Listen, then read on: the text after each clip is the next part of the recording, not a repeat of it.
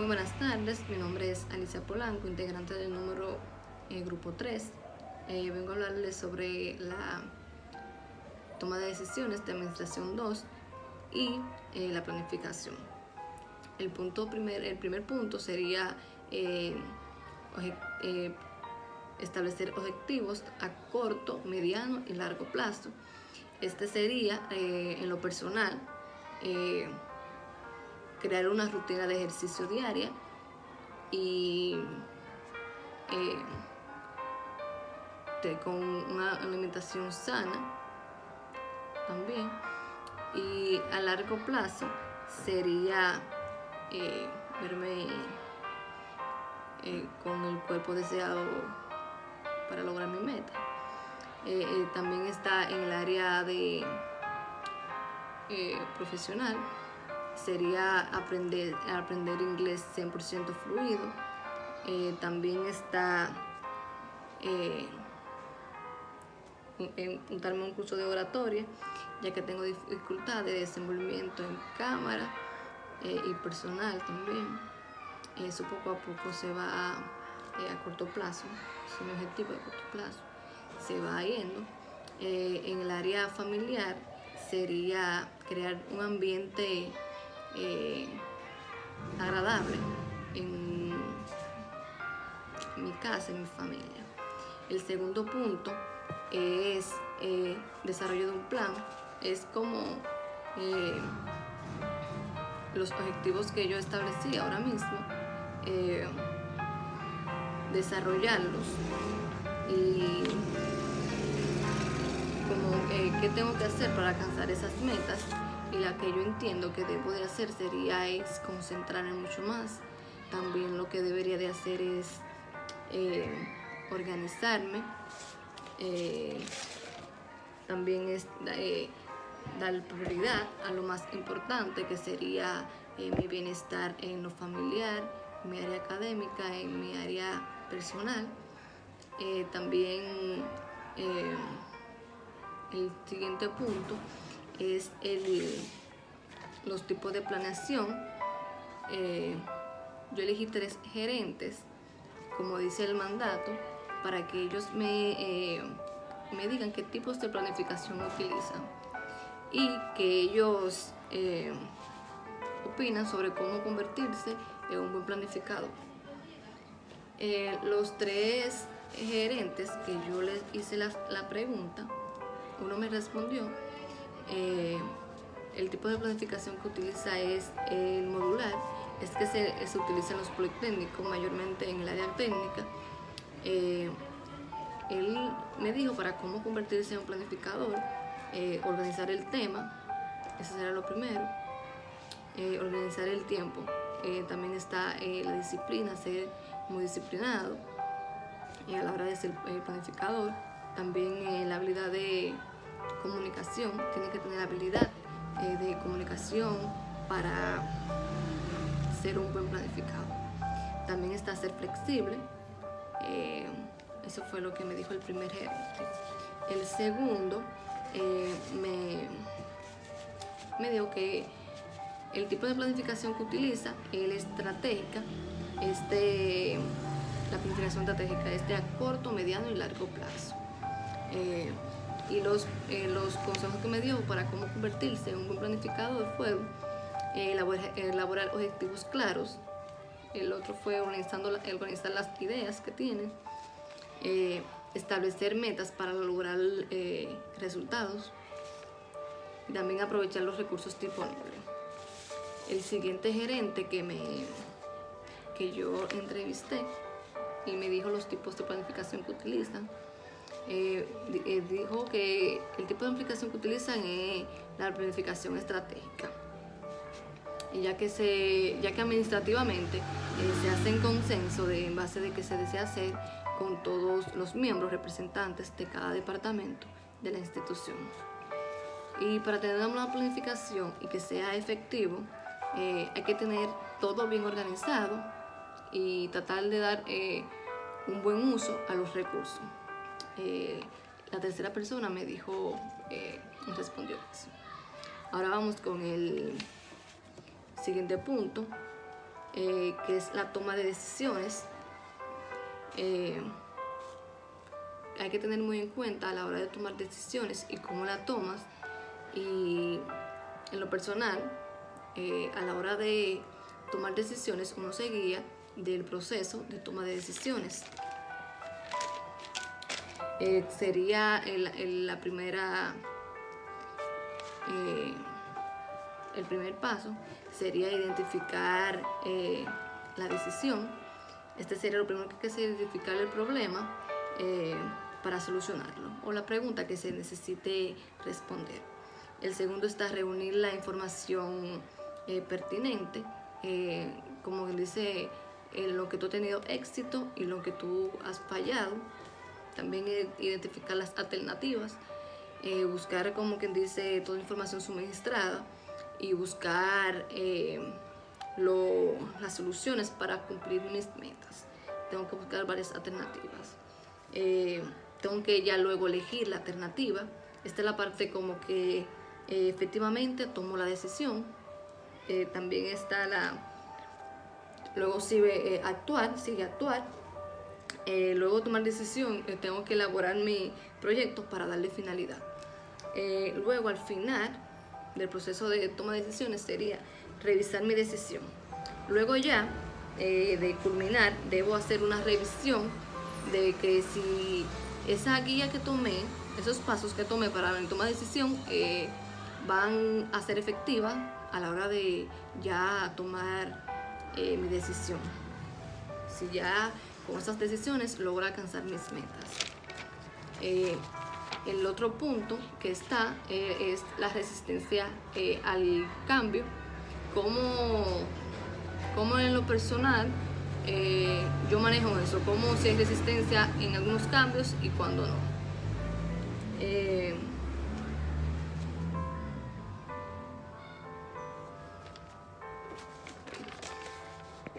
Ahora vamos por el siguiente punto, que es decisiones gerenciales. Este fue ejemplos de publicaciones de negocios de República Dominicana y analizar cada una de las decisiones que tomaron y que en lo personal yo obtuve de esos ejemplos, qué lección obtuve. Y realmente yo busqué dos decisiones, que fue una de la toma de decisiones de el señor Manuel Grullón, que es el presidente del Popular. Este señor exhortó a tener pasión al trabajo para garantizar el compromiso de los colaboradores. También rodarse del mejor equipo, el que se busque del acompañamiento.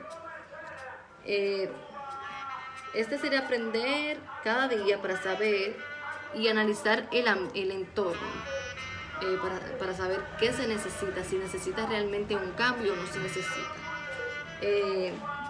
También destacó la importancia de tomar decisiones en análisis de información que son con riesgos calculados. También asimismo él destacó la importancia de tomar decisiones basadas en análisis de información, es decir, con riesgos calculados, pero al mismo tiempo dando cabida a la institución.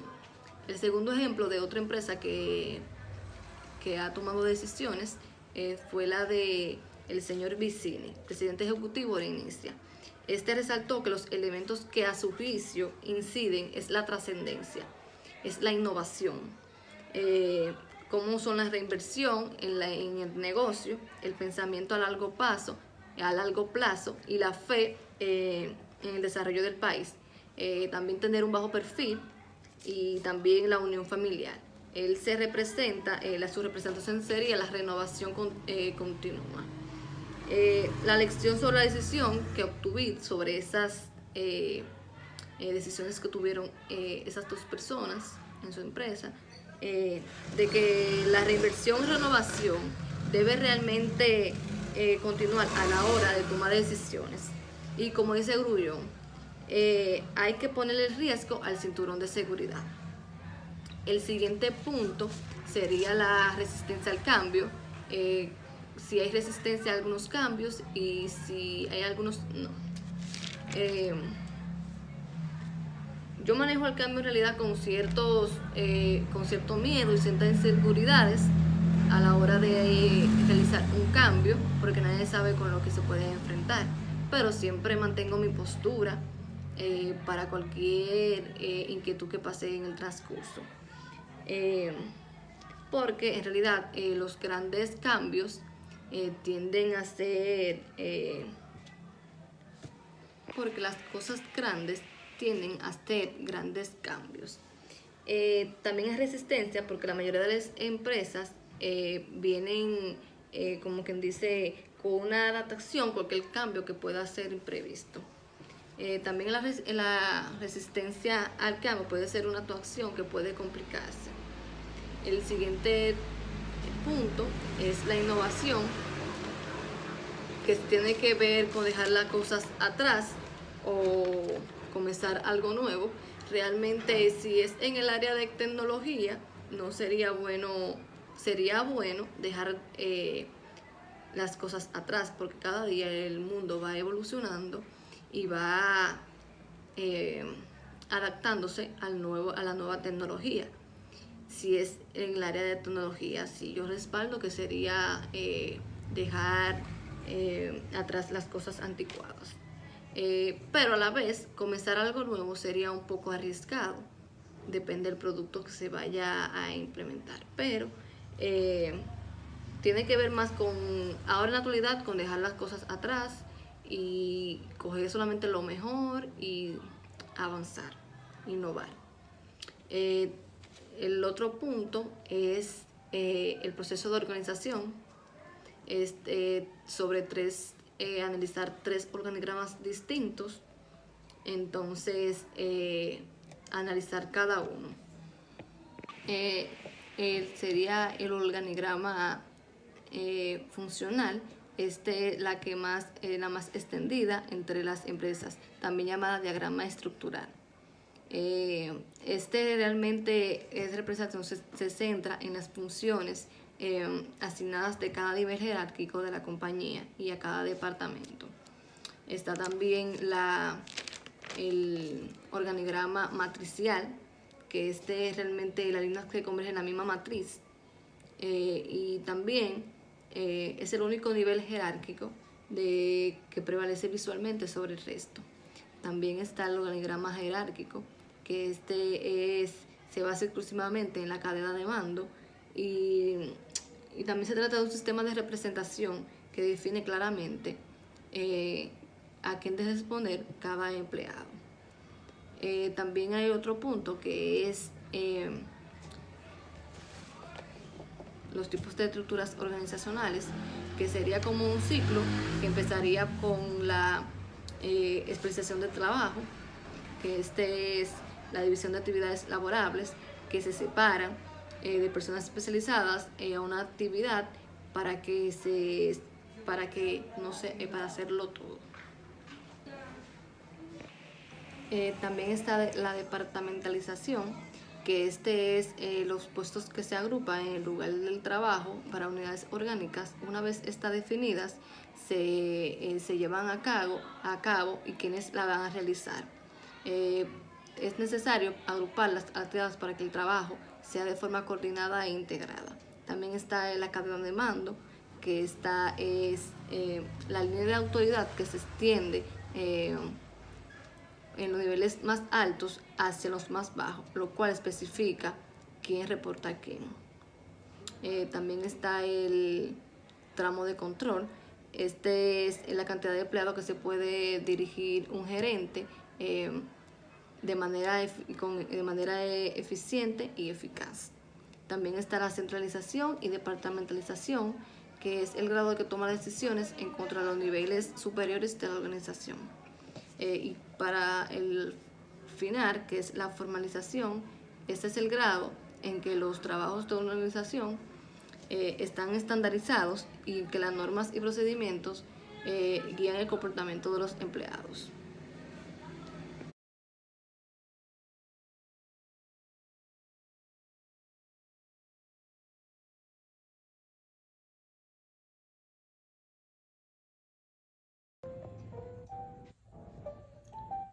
Bien, buenas noches para todos. Mi nombre es Ezequiel Ramírez. Yo voy a hablarles un poco sobre lo que es el capítulo 3 está conformado por el proceso de liderazgo del comunicador.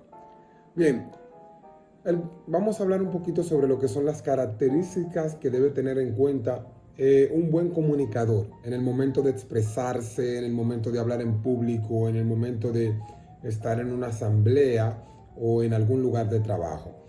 La primera podemos ver que tiene que ver con observar y escuchar. Es importante que el comunicador, en el momento en que va a establecer esa comunicación, es importante que observe y vea bien primero cómo es el público, que vea bien lo que es el lenguaje no verbal, el lenguaje verbal también de las personas, para ver cómo puede continuar con aquello que está expresando, ya sea en un debate o en una oratoria de manera personal. Y es importante escuchar también lo del ambiente, ¿no? Lo que se está viviendo en ese momento. Por eso es importante que se utilice también la palabra atento, atención al comunicador en ese momento.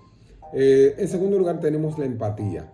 ¿Cómo no tener empatía? Porque la empatía es ponerse también en el lugar del otro. Entonces, la comunicación es muy efectiva cuando hay empatía, pues también se une un poco a lo que es observar y escuchar, en el sentido de también estar atento, de ponerse también muchas veces en un discurso, un comunicador se pone en el lugar del otro luego de que ha hablado durante mucho tiempo.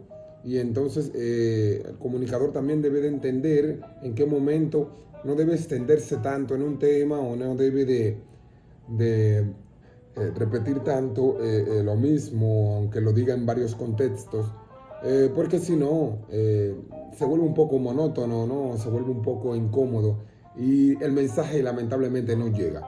Entonces eso es algo también muy importante, porque puede llegar el mensaje, pero también de manera incómoda o de cualquier otra forma, ¿no? Tenemos también lo que es la cordialidad, algo muy importante en un discurso o en un momento en que el comunicador está hablando. Es importante que sea muy cortés, muy cordial, que primero salude a las personas que están ahí, si son personas importantes que se le dé el debido, la debida bienvenida, ¿no? Y también sonreír, o sea, mantener un ambiente de calidez, un ambiente de buen trato, donde realmente se pueda expresar de manera correcta el comunicador. Y también algo muy importante, también en ese sentido, utilizando la cordialidad, en qué público estás hablando, porque no en todo tipo de público se puede utilizar la misma forma de hablar, ¿no? Está también la argumentación, ser capaz de construir un mensaje coherente. Muchas veces hay personas que están hablando y dicen una cosa, pero luego entonces no continúan la idea y entonces no se enlaza. Entonces se dice una cosa o se dicen diferentes cosas, pero al final no se llega, el oyente no llega a una conclusión de lo que se acaba de decir. Y si llega a una conclusión, llega a una conclusión errónea, porque al final no se explicó el comunicador de la forma en la que tenía que hacerlo. Y eso también es algo muy importante. Por eso los argumentos son importantísimos, porque son como pequeños toques, pequeños tips que ayudan a mantener esa comunicación efectiva. Y algo muy, pero muy importante es la seguridad. El comunicador debe sentirse preparado para poder hablar en cualquier momento, en cualquier tipo de público. Es normal sentir un nervio, ya sea porque haya muchas personas o algo por el estilo, pero el comunicador no puede perder la seguridad. Él es el que más seguro debe de estar de todos los que están ahí en ese momento, porque él es el que tiene la palabra y él es el que tiene el don de convencer. Y como decía el profesor la clase pasada, el líder es aquel que influye en los demás. Entonces, para influir hay que tener ese convencimiento de lo que se dice, inclusive aunque sea mentira. Es muy importante tener ese convencimiento.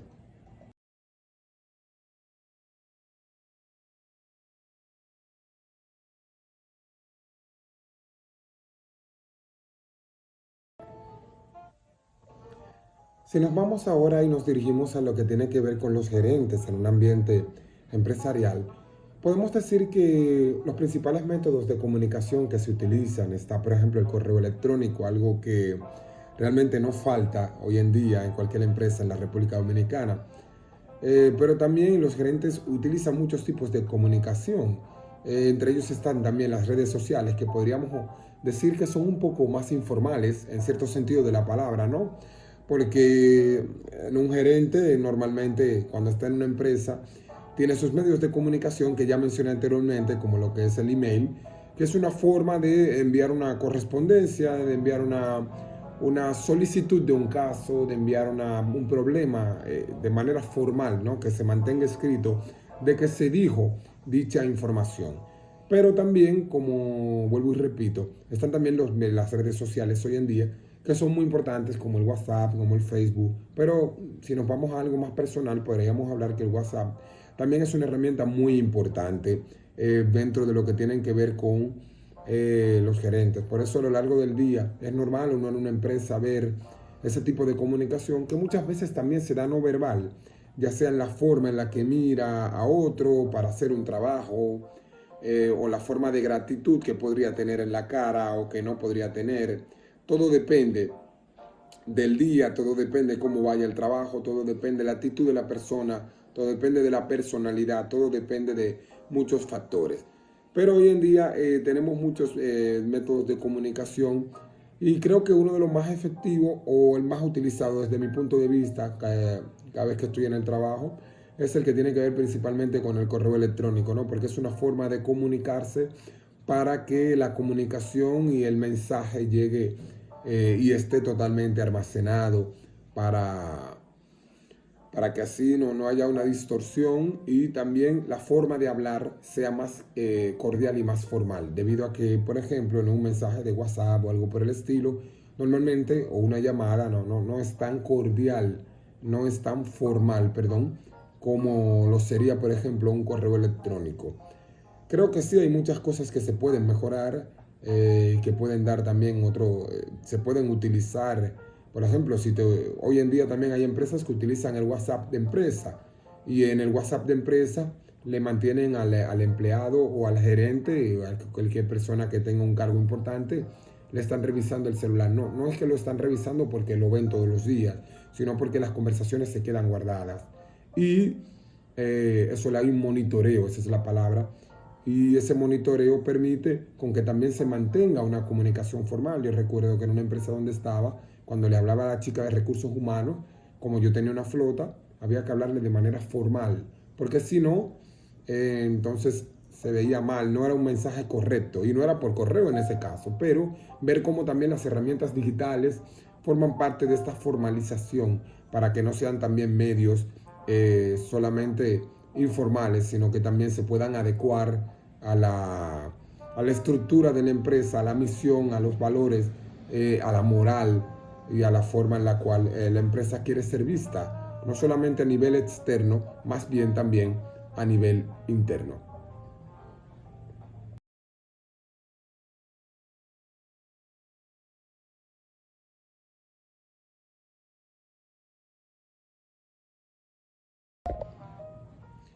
Bien, ahora vamos a hablar un poco sobre la motivación.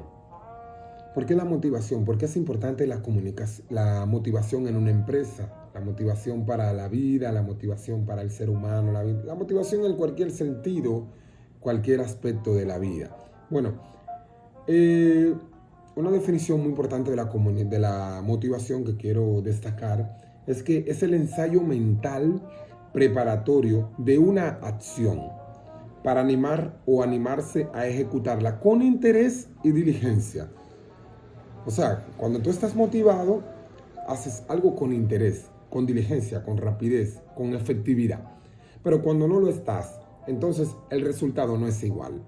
Ese resultado puede ser de forma interna o puede ser de forma externa. En este caso de esta definición, dice que es un ensayo cuando tú te preparas para hacer una acción. Pero esa acción, antes de hacerla, generó un interés en mí. Entonces, si nos vamos a aspectos más de ciencia, biológico o cualquier otra cosa, ya hablaríamos de otra cosa, de qué lleva al hombre realmente a poder sentir interés. Por eso ya son otros aspectos. En este sentido, yo quiero utilizarlo porque dice aquí una pregunta, ¿en qué momento te sientes muy motivado y en los momentos en que te sientas poco motivado? Yo veo que realmente en mi vida personal me siento motivado para estudiar cuando me gusta mucho lo que voy a estudiar, cuando me llama mucho la atención lo que voy a estudiar. Si realmente no, como que no me llama mucho la atención, no me siento muy motivado. Igualmente el trabajo, si el trabajo no, si no tengo un buen ambiente laboral, si el ambiente es tóxico y las personas solamente viven en la envidia porque a uno le va bien, porque a otro le va mal, o viven con una energía negativa. Eso también es un motivo de desmotivarse, ¿no? Y no ayuda a la motivación. Por eso la motivación es como yo decía, en la definición es este ensayo de conducta que tú como que haces una especie de energía positiva, ¿no? Eh, Dentro de ti para poder hacer algo, para poder decir, no importa, no me lo sé hacer, pero lo voy a hacer, no me sé esto, pero lo voy a aprender, o sea, debe de haber una perseverancia en la motivación. La perseverancia y la motivación van muy de la mano, porque al final la perseverancia ayuda a mantener esa motivación positiva o a una motivación negativa en este caso, que ya no sería motivación en el uso de la palabra, ¿no? Entonces, eh, aquí la pregunta dice, entrevista a 3 gerentes acerca de forma en que motivan a sus empleados. ¿Qué ha funcionado mejor? Bueno, eh, según lo que yo he podido ver, muchas cosas pueden motivar al empleado.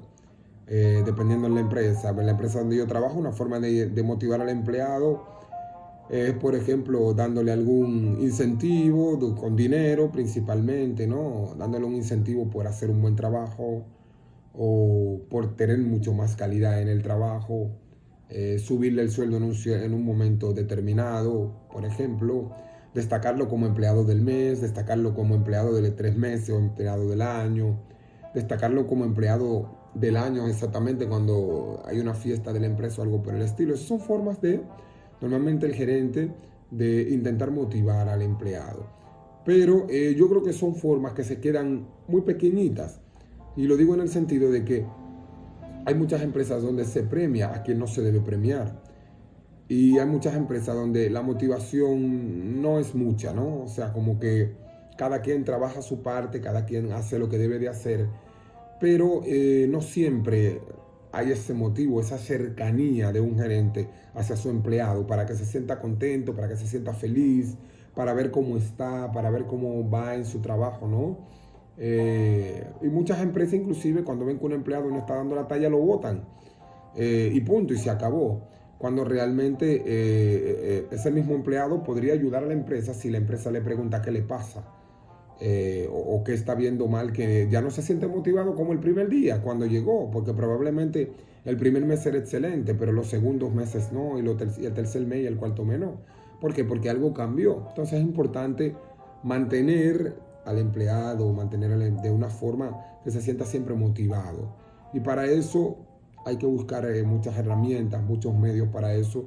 Ya yo mencioné algunos de ellos, pero también se pueden innovar con otro tipo de cosas, ya sea con la forma de hablar del empleado, ya sea haciendo reuniones internas que ayuden a los empleados motivarse por ellos mismos, a que saquen ideas de cómo se pueden sentir motivados, porque al final, si la empresa tiene a los empleados motivados, felices y contentos, la empresa puede continuar y puede llegar lejos.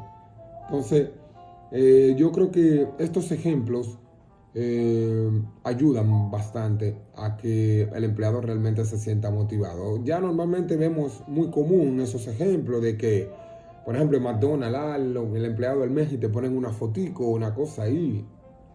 Perfecto, muy bien, pero al final sigue la misma rutina, el mismo paso, la misma cosa, ¿no? Y creo que es bueno, yo creo que lo mejor es las reuniones internas, la comunicación. Y vamos al primer tema con el cual yo comencé, la comunicación. Poder ayudar al empleado a que se sienta motivado, pero que se exprese el empleado, o sea, que diga lo que siente, que diga lo que piensa en algunas cosas, en algunos aspectos del trabajo. No es que se vaya a consentir en todo el empleado, sino que se pueda realmente comprender y entender lo que él quiere decir y lo que él quiere lograr con lo que quiere decir, ¿no? Para que al final también eso ayude bastante.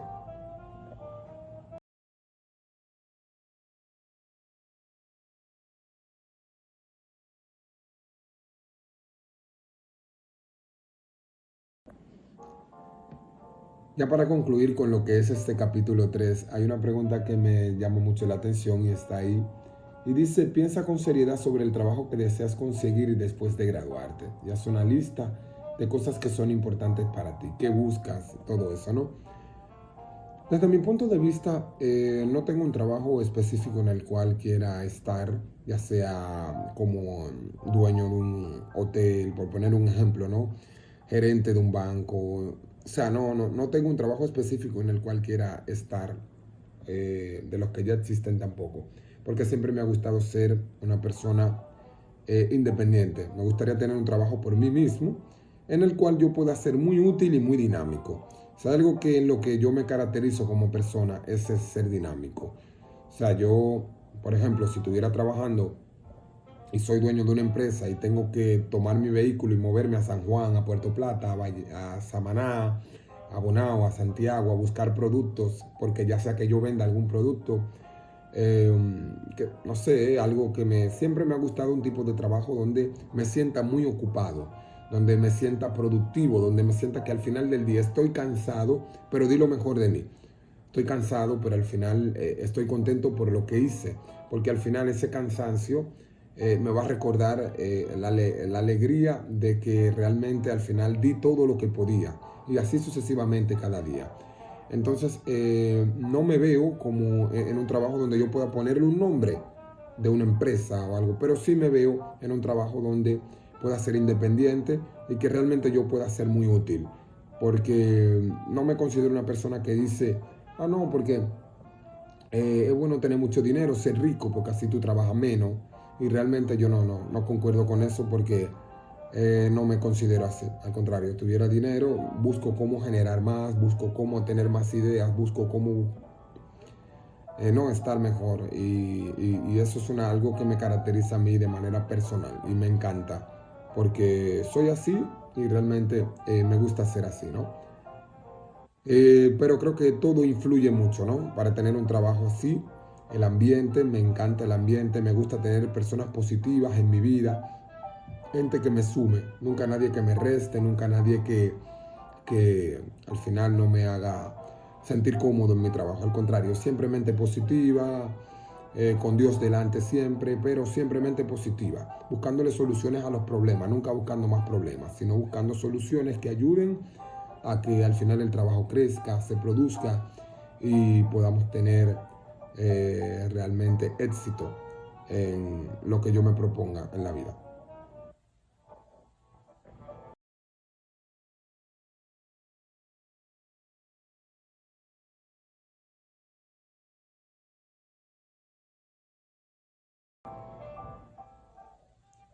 Por último y no menos importante, tenemos lo que es ya el capítulo 4. ¿Qué tenemos en el capítulo 4? El proceso de control, la disciplina del empleado. Dice, disciplinar a los empleados es una de las tareas que más disgusta a los gerentes, pero es algo que todos ellos deben hacer. Para esta asignación debes de hacer lo siguiente. En primer lugar, entrevistar tres gerentes respecto de tu experiencia en materia de imposición de medidas disciplinarias. ¿Qué acciones provocan que un empleado realmente en una empresa tengan que tomar medidas disciplinarias? Bueno, yo tengo una empresa nueva ahora donde era muy informal, y a medida que ha pasado el tiempo han tenido que implementar cosas, por ejemplo, en relación a la tardanza, han tenido que poner aquella huella donde tú pones el dedo para saber a qué hora llegaste, a qué hora te fuiste, para tener un control, porque al final el empleado no tenía un control.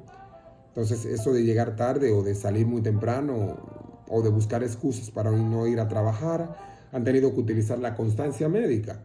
Aunque mucha gente también lo engaña, ¿no?, a la empresa, diciendo que no, yo estaba enfermo por tal cosa, pero mentira, y un amigo, un hermano, quien sea, le hace algo de que realmente estaba malo, enfermo, ¿no?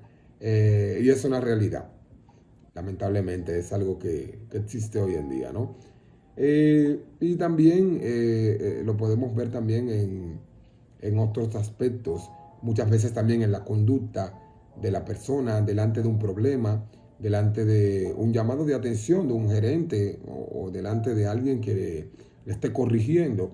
Muchas veces también hay personas que en la conducta no se saben controlar. Independientemente de que están hablando con el gerente, están hablando con el dueño, algo por el estilo de la empresa o un supervisor, no le tienen el respeto debido.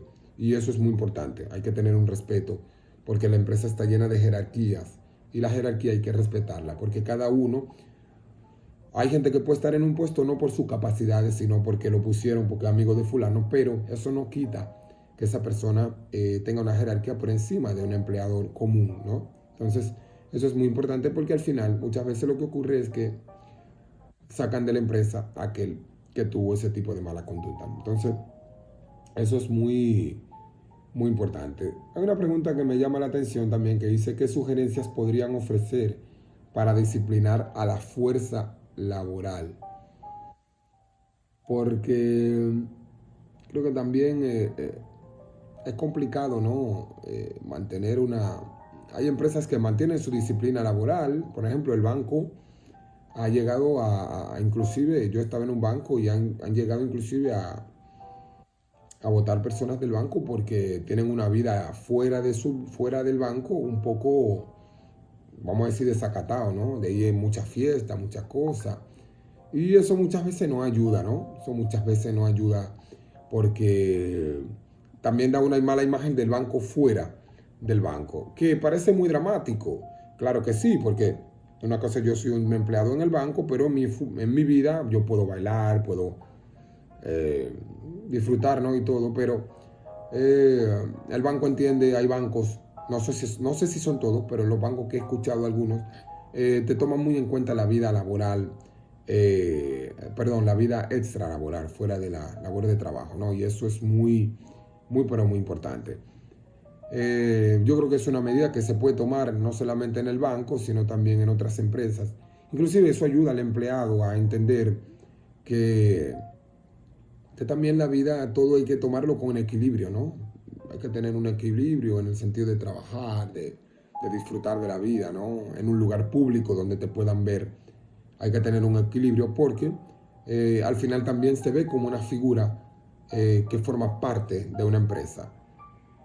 Por ejemplo, si vemos el caso de este hombre cuando ocurrió el problema con Gonzalo, cuando estaban diciendo que cada vez que una gente le daba a votar, salía la imagen solamente de Gonzalo.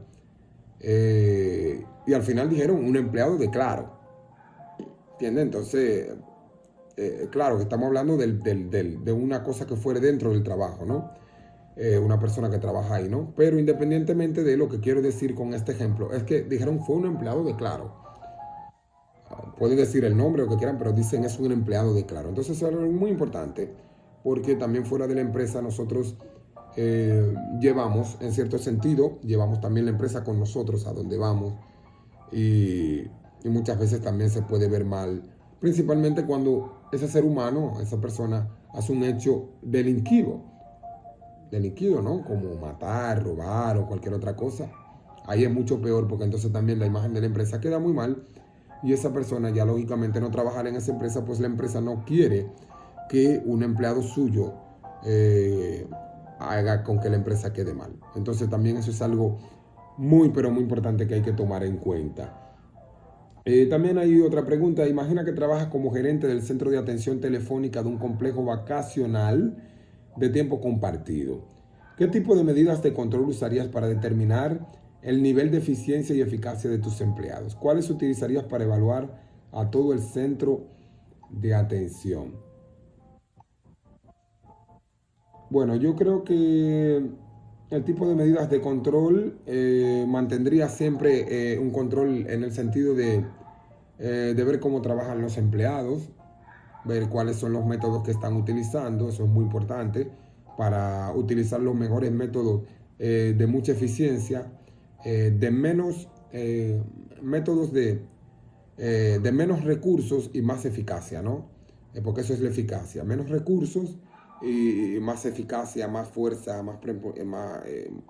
en aquello que sí importa, en aquello que realmente vale la pena. Hacer reuniones también de cada cierto tiempo para ver cómo va el proceso, cómo va todo, cómo van surgiendo las cosas, para resolver también los problemas que hay, establecer una guía, un control en el cual en la mañana se establece esto, en la tarde se establece esto, en la noche se establece esto, ¿no? Y así se mantiene un control de la empresa, se mantiene un control fluido y de comunicación entre aquello que realmente la empresa está brindando en ese servicio de atención telefónica. Hablar con los empleados también para que mantengan siempre un nivel de respeto hacia el cliente, eso es algo muy importante, que normalmente la telefónica lo utilizan, el banco y todo, cuando dicen esta llamada podría estar siendo grabada, ¿no? Porque al final, si hay un control de una llamada grabada en algo que yo hablé mal a un empleado, lo ofendí o algo por el estilo, también eso influye, porque al final puedo inclusive me podrían despedirme de la empresa por no tener un trato correcto con el empleado. Por tanto, también hay que tener un control en las llamadas, en la conducta de la persona, corregirlo cuando hay que hacerlo inmediatamente, o sea, para mantener ese control y apartar aquello que al final no está funcionando. Si hay cosas que no están funcionando en una semana, en un mes, hay que buscarle la vuelta, ¿no? Buscarle siempre una solución o una innovación para que al final no se quede siempre en lo mismo. Bien, por último y no menos importante, yo podría decir que una forma de aplicar el concepto de control a mi vida personal es el equilibrio. Yo creo que la palabra más importante es el equilibrio. Había un filósofo que se llamaba Aristóteles que decía que lo más importante en la vida es mantener el término medio. ¿Y cuál es el término medio? Ni mucha abundancia, ni tampoco, ni muy poca, ¿no? Ni nada exagerado, sería la palabra, ni nada muy exagerado, ni nada tampoco que sea muy poco. Porque al final siempre va a haber una deficiencia. Si algo es muy exagerado, ya después hay una deficiencia en algo. Pero si algo también es muy poco, también hay una deficiencia en algo. Por ejemplo, tengo muy poco dinero. Hay cosas que si no tengo los recursos para lograrlo, entonces hay una deficiencia porque no puedo llegar a ciertas cosas que quisiera hacer o comprar o lo que sea, o emprender.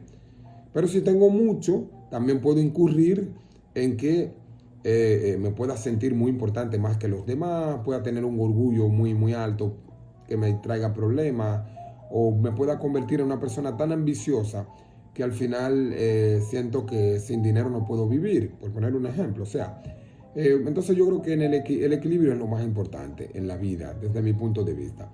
Hay que tener un equilibrio inclusive cuando uno sale con los amigos, cuando sale a compartir para no emborracharse. Hay que tener un equilibrio en el trabajo para saber hacer las cosas bien, saber en qué momento botar el golpe también. Hay que tener un equilibrio en la pareja para saber en qué momento hay cosas que son serias y hay momentos que son también de tristeza, que se llevan, hay momentos de alegría. En la familia también hay que tener un equilibrio para saber en qué momento se sale, en qué momento se comparte, en qué momento hay que tener más seriedad, en qué momento hay que corregir. En todo, ¿no? En todo, en un pasatiempo que tú hagas. Yo creo que la palabra es equilibrio.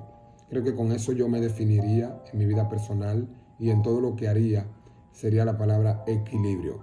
Y también la palabra consecuencia. Hay que aprender a tener consecuencia de los actos y así se mantiene un control. Porque muchas veces el ser humano comete muchos errores por el hecho de no pensar en la consecuencia de lo que le va a pasar. Y cuando uno no piensa en la consecuencia, lamentablemente los errores son peores o se siguen cometiendo. Entonces, lamentablemente, luego la vida te devuelve aquello que tú le diste. Y yo creo que es muy importante aprender a ser consecuente con cada acción. No llevarse del gusto, no llevarse del momento, no llevarse